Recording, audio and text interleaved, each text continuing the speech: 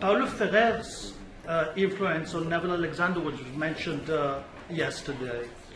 And in this presentation, I'm using my input on the humanizing Marxist and democratic Ferrerian method of codifications for critical reflection in dialogical co-inquiring, which Ferrer described in Chapter 3 of Pedagogy of the Oppressed as codifications are not slogans, they are cognizable objects, challenges towards which the critical reflection of the decoders should be directed.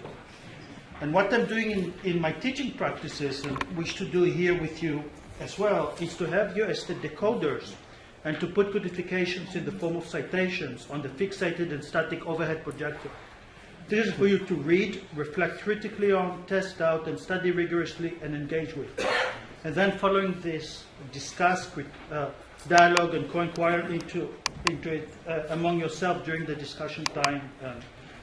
The citations are obviously from Neville Alexander's writing, since it is a tribute to him and not, or not yet to me. And I'm saying this as an embodiment of a typical arrogant European bourgeois. And so we're going to commence now.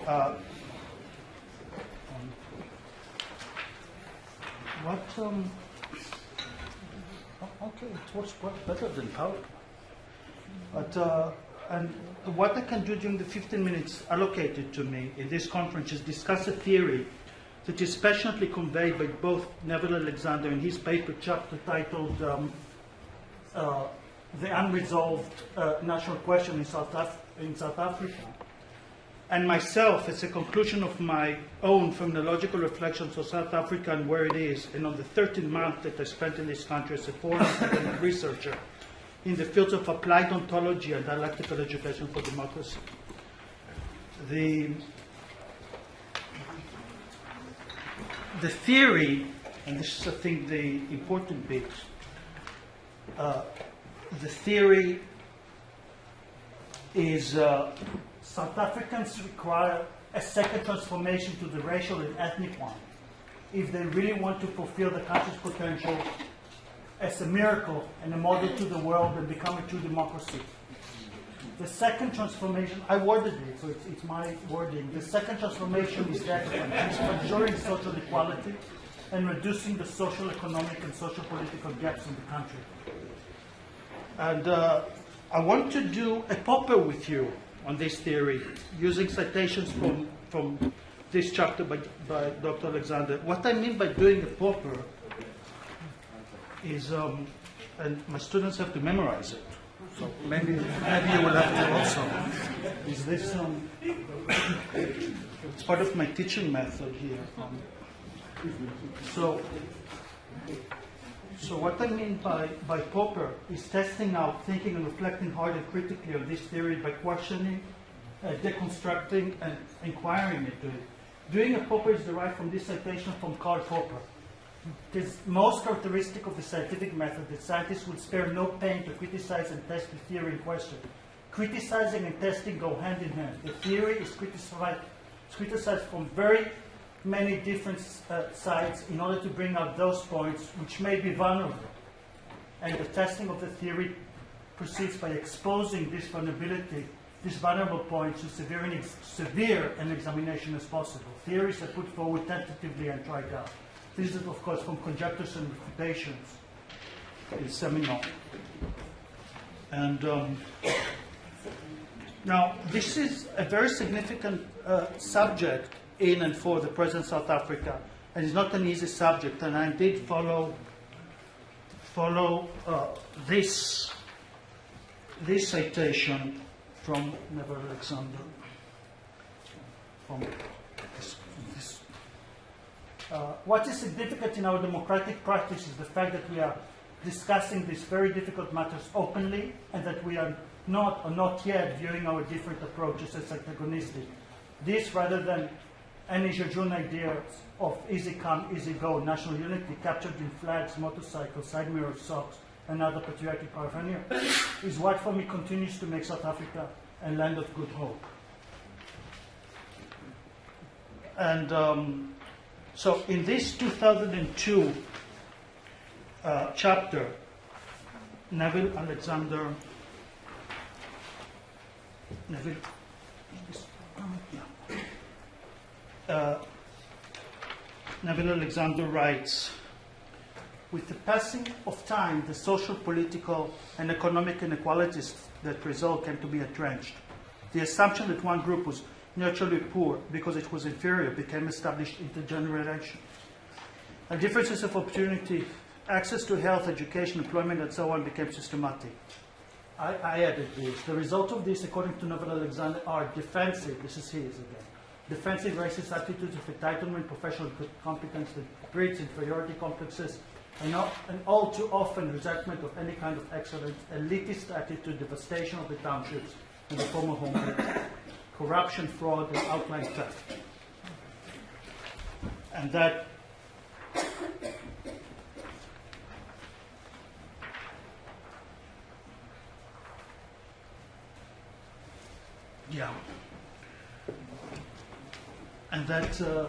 fewer and fewer people, more specifically in the middle classes, to whom the notion was most appealing in the early 1990s, now believe that a sense of national unity and social cohesion is attainable in the prevailing circumstances of extreme social inequality, high unemployment predominantly, and continuing black poverty, widespread violent crime, and social insecurity, the ravages of the HIV/AIDS pandemic, as well as the ever-present threat of xenophobia, economic growth, and genuinely creative and constructive future will remain vain hopes unless fundamental changes are made in economic, social, and even in cultural policy. And that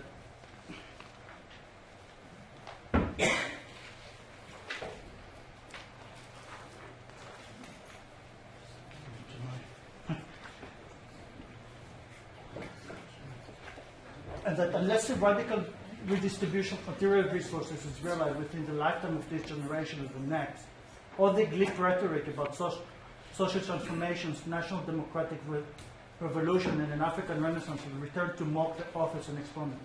The late Reverend Bayers Nodé once said that true reconciliation was only true possible when we bridge the economic gulf, for you can't build a society of justice on the increasing gap between rich and poor. He went on to say that if the government moves forward and move toward an equitable distribution of wealth, land, property, and income, could the political miracle begin to uproot the evil of racism, which is deeply enrooted in South Africa. And that, sorry, is this the same? Oh. Did I?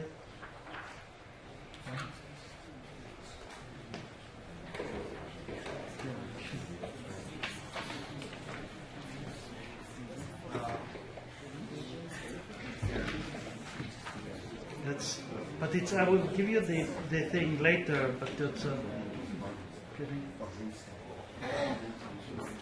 getting confused now.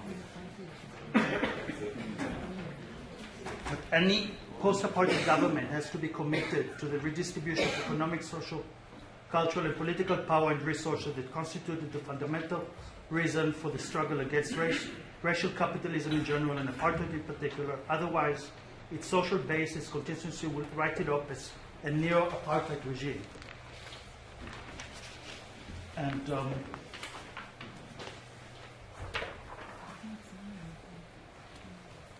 whether it will succeed is, to put it bluntly, a matter of class struggle in the classical Marxist sense of that term. The struggle continues as we see it on a daily basis, the transformation measures, especially at the socioeconomic level, that will empower poor working class communities, requires radical intervention in the way that the capitalist system works in practice. Now, I'd like to give you my own reflections now, which is, I agree with Dr. Alexander that the democracy by definition entails social, economic, and social-political equality, and a just and dignified distribution of the democracy's resources, land, and wealth. A democracy cannot have a situation where a few hands control all the resources, material wealth, and land of the country, whilst the majority either work for these individuals or companies and are being exploited by that, or are unemployed and destitute. It cannot have a huge gap between the very wealthy and the very poor people. This is an autocracy. It is not a democracy. Whilst admiring the transformation from apartheid to racial and ethnic equality, I'm very frustrated with my experiences of South Africa in relation to its exercising such a significant social and socio-economic and socio-political inequality and an unjust distribution of its resources and wealth among its people. Sadly, this is the present trend in the Western world. Until we decrease the socio-economic gap between the wealthy and the poor, democracy cannot exist.